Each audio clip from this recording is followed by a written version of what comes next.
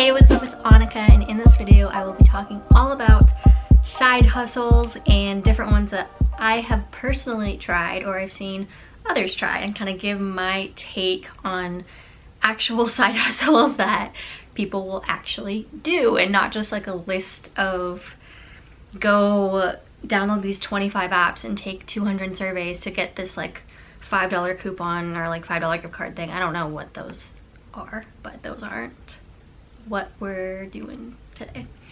I wanted to make this video because I am going on a debt journey myself, and I have gone through a bunch of different side hustles and tried out so many because I just want to have extra income coming in to tackle my debt even faster. So I wanted to make this video to just give my personal experience and like some advice, and maybe even some options that you didn't even think about that could apply to you for your side hustle. I've divided this list up into 4 different sections. One is like an in-person job that you have to like actually go to. Second is a virtual job that you can do virtually. Fourth is, oops, I can't count. Third is like a social category for like people who are into social media. And fourth is like a creative category depending on your skill set. All right, got my little list here going. Okay, so this first list are some of the more obvious ones, and they're definitely more flexible that you could literally sign up to do today and get going. The most popular ones that are relatively obvious are things like Uber, DoorDash, Postmates, Grubhub, Instacart, Lyft, Uber Eats, and like delivery drivers, and like those are all very good options. And I myself have personally done DoorDash and Postmates, and I did sign up for Uber Eats, or not Uber Eats. I signed up to drive for Uber in college, but I wasn't 21 yet. And so I don't even know how I got through like the sign up process, because you have to be 21 to be a driver. But I think I went to sign up, and I went to get like my little starting kit with like, they give you like an aux cord and your Uber sticker. And that's how I got my aux cord. But I wasn't old enough to actually drive, so I couldn't actually do that one at that time, and I just haven't gone to drive for Uber since then. But I have personally done Postmates and DoorDash, and I know many people who have done Instacart, which are basically just food delivery services. Postmates and DoorDash are like people will order food through the app, you will go pick it up and deliver it to them. Instacart is more like you'll go grocery shopping for them and deliver the groceries. I've seen people make bank on these apps because you get like a base payment and then you get tips as well. And of course there's gonna be people that are terrible tippers and they're just awful, but there's also gonna be people who are so grateful that they don't have to run out themselves to get this, that you could get some good tips. So that's definitely a more flexible option if you want to set your own hours, being like, all right, on Fridays, I'm gonna go drive for 2 hours if I feel like it. Saturdays, I'm gonna dedicate this time. You know, you can pick and choose and kind of decide that for yourself. Some more structured in-person options include things like babysitting, working fast food like Starbucks or Taco Bell or McDonald's, all of those kind of things. And I have personally worked at Starbucks. I worked the morning shift, which is the opening shift for my store, was like 4:30 a.m. I worked that in college and while I was a full-time student, and involved with my sorority and just all of that good stuff. So it was a grind for sure. My camera died, but even though working at places like Starbucks are very customer service oriented, and with that comes a lot of rude, disgusting types of people that you'll have to face, but honestly it was fun. I liked my coworkers, free drinks, and just like different types of perks with that. And also if you work for Starbucks, you get a free Spotify premium membership, so that was pretty sick. But things like bartending on the weekends or nights or things like that, obviously all of these in-person jobs that I've already listed are not quite as plausible in this time of COVID-19, but people are still working the grocery stores, people are still working the gas stations, people are still working at Starbucks and all of that good stuff. And depending on your comfort level, that may be an option for you. But I'm just listing out things that I have actually done, and a lot of them were prior to COVID, so kind of keep that in mind. But things like thrift flipping, antique flipping kind of stuff. You buy something on Facebook Marketplace, you add value to it, you transform it in some way, and then you resell it for a higher value so you can make some profit off of that. Things like house cleaning, dog walking. I think the app WAG, I think it's called, might have been too full at the beginning of quarantine because everyone was signing up, but that's also an option. And then a couple more random options. So in my area of Oregon, they do some filming for a couple TV shows because it's kind of a popular location now. It's getting more and more popular. But I was an extra on a TV show on Freeform called The Perfectionist. It was a spin-off of Pretty Little Liars, but it got canceled. But I was in, I think, 3 episodes. I don't remember. But I wasn't working at the time, and I randomly saw this ad looking for extras to be on set, and so I signed up, made a profile on this like actors site, I don't even know, but signed up. They called me in, I went and worked a couple days, and like they pay you a minimum of like 8 hours whether you're there for 8 hours or not. Some of them are overnight though, so it's depending on timing if that's a thing for you, but I would honestly keep your eye out for local opportunities because random things like that can pop up, and that's just easy money where you just kind of have to stand there and walk from point A to point B in the background. I've seen people post about doing focus groups where you can kind of be selected to try a product or do a survey on a show or something, and then you can get paid real money for that. Although that one's a little bit more exclusive, and I'm not quite sure how to get involved in that one as much. I haven't done that one, but I've seen people post about it. So maybe if that sounds interesting to you, that might be something you want to research further. But those are all great in-person side hustle options if you are comfortable with doing that and depending on your situation. But moving on to virtual options, which I've actually done quite a few of during this time of quarantine. The first one is teaching. So I'm not like a school teacher, I'm more of like a technical instructor, I guess. I have a background in computer science, and I work with this tech camp who I actually was an instructor for in past summers when it was an in-person summer camp for kids to come and learn how to code, how to program games, and just different things like that.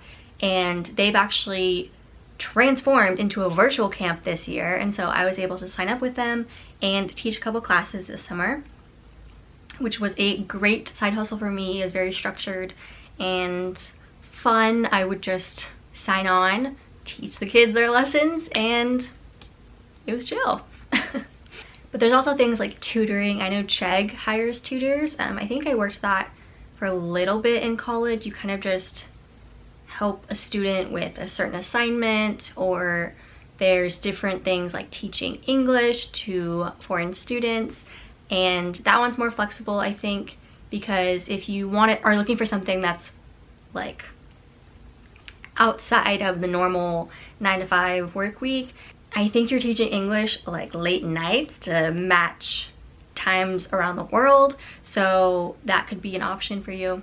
There's also the option of drop shipping. I'm not an expert on that subject, and I haven't actually done that one, but basically you can post a product or service on some kind of search engine like Etsy or Redbubble, and it's like a made to order kind of a thing. So if someone orders it, then they can order it through you, and then you can order the item that you've designed and put together as you get orders in. I think that's how that works. But that way you never have to actually handle the product, and you don't have to handle any shipping or anything like that. It's all handled by the company that you're ordering in bulk from, or however that works. But you can look into that. Next one is Etsy. So many people have opened Etsy shops, and as well as like Redbubble, like I mentioned before, you can sell all types of things on Etsy. I've seen so many people get creative, especially on TikTok, about creating t-shirt businesses, sticker businesses, where you don't even have to have a Cricut, which is like the cutter that creates the stickers. You don't even have to have that to start a sticker business. You could honestly just order a bulk pack of stickers from, I think, like stickers.com, and order it in bulk, and then just post your listing and just sell off your inventory. There are many different ways you can do that, and there's pretty much an endless amount of possibilities of things that you can sell on Etsy. And then this one's not very reliable or very good, but there are different apps out there where you can take a picture of your receipt from things like buying gas or your Target run or your grocery store receipt, and once you upload it, it can give you kind of like a cash back situation. I tried it once for gas. I can't even remember the name of the app because it like wasn't even good, but it works for some people maybe. I don't know, it only let me do like one receipt, and then the cashback was like 10 cents or something dumb, so it wasn't even worth my time. If you do find one that works for you, do let me know, and maybe I'll add it into like a next video or something. But moving right along to the social category. Now, this is more for people who are passionate about social media and like creating content and want to kind of monetize that aspect of their life. So for me, I'm super into posting on Instagram and creating content, as well as making YouTube videos. Not so much TikTok. I'm not very good at TikTok. But for people who like to blog or kind of stay on the social media trends, this one would be for you if you kind of want to build up your Instagram following, build up your YouTube subscriptions, and or even your TikTok following. There are ways to monetize all of that. YouTube and TikTok pay their creators directly. So YouTube, once you reach the threshold of being able to get monetized, then you get paid for your Google AdSense on your videos. And for TikTok, when you go live, I think people can like send you money, as well as TikTok pays their creators from their creator fund. Not super positive about that because I'm not a TikTok creator, but you can also have collaborations and sponsorships. So if a brand wants to work with you, they can pay you to give a review either in your YouTube video or on your Instagram feed and just talk about the product. But they also might not pay you. They might just kind of do an exchange of, hey, I'll send you a free product if you just post about us on your feed. And that might work too if it's a product that maybe you were gonna buy anyway or any of that good stuff. I know influencers get a lot of heat for asking for free things and just kind of not having a real job and blah blah blah. So do with that what you will, and I'm not recommending that you go out asking for free products at all.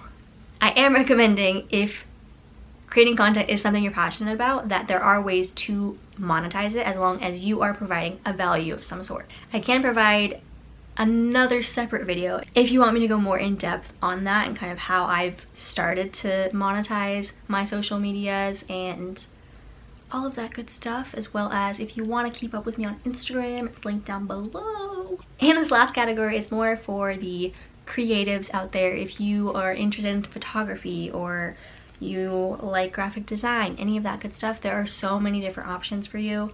If maybe you think that that's something you could be interested in, you can start with something as simple as like an iPhone and like, let me just go take a couple snapshots and or edit this video on my phone. Like, there's so many free apps and free resources out there that I've definitely utilized and have created some pretty cool content with just on my phone. So if you want me to do a separate video on that, that's a whole video in itself. I can kind of walk through that as well if you're interested. But things like commissioned illustrations, people are obsessed with those right now, I would say. They make great gifts. As well as things like web design and app design. Like, personally, I hate web design. Like, I have a technical background and I know how to code and I know how to make a website, but I hate it. So if I had the money, I probably would have paid someone else to make my website, but I don't because I'm in debt. But there are people out there who hate web design or don't know anything about it and are able to pay someone else to do it. So if that's you, it's actually not that hard to learn how to make a website. It is very time consuming, and there are different kind of, I don't know, user interface design principles that are better practices and all of that good stuff, but it's just not for me. But if it is for you, that'd be great, because there's some good money in web design and website creations, and people want to start blogs and all of that good stuff, but they want it to look good. So that could be something that you can pick up. So that pretty much sums up all of my side hustle ideas for this video. Like I said, I have done many of the ones that I've listed, but there are a few that I did not do. And disclaimer, I'm not telling you that these will all work for you. This is just what my experience has been, what's worked for me, what hasn't, what I haven't even tried just because I didn't want to, but I'll leave it up to you. The ball's in your court. These are just some ideas to get you started and to kind of maybe put some keywords in your head so that you can go ahead and research what will work for you. Stay in your comfort zone though. If working an in-person job and kind of putting yourself at risk, doing things like DoorDash and Instacart, while I'm very grateful for those people because I've ordered Instacart so many times in quarantine, if that's not for you, find a different option and make sure that you are comfortable with this side hustle. But there's also plenty of people who do those things like driving for Uber and Postmates and all of that. They do that full time. So if that's an option for you, like, great. If you like this video, please give it a thumbs up and comment down below if you would like me to go more in depth on a couple of those things that I've mentioned, and I can make more videos kind of on my experience with social media and creating side hustles for myself. And if you are not already, please subscribe to my channel. I am not quite at 1,000 subscribers right now, and I'm really trying to get monetized. And to get monetized on YouTube, you need to have 1,000 subscribers and I think 4,000 watch hours in the past year. Not quite there yet, but we can get there together. Hopefully this video helped you out, or at least a starting point for you, if anything. If you are interested in following along on my debt journey, I shared my full debt story on my channel. I'll go ahead and link that video down below as well. And if you are also someone in debt, then good luck to you, and let's do this. Thank you so much for watching, and let's create a happy and financially free life. Bye.